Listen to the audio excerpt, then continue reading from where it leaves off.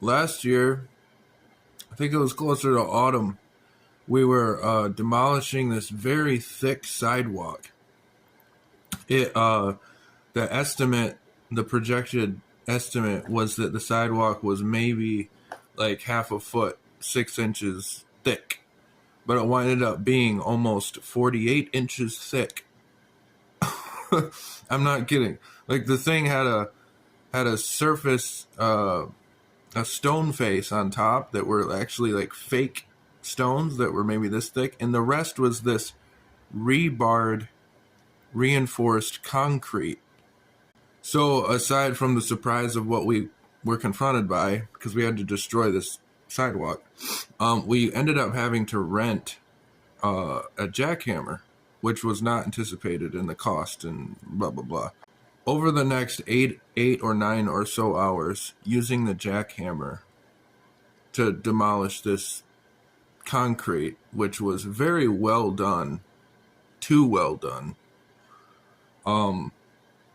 The arms began to, like, my arms and some of the other guys, our arms just became like noodles because the force of the jackhammer was so great against this concrete that our strength began to be depleted. My point in talking about this is the same can be said with tools in spirituality. We have to remember that books, teachers, objects, altars, whatever, are catalysts to inviting the spirit. But we can't exhaust ourselves with the tools that we use, because then the tools use us.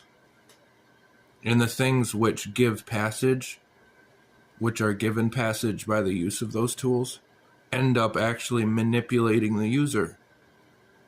That's why, in terms of spiritual practice, simplicity is almost always preferred. As a rule, there are exceptions, but as a rule. Sometimes simplicity is the most efficient tool. Sometimes.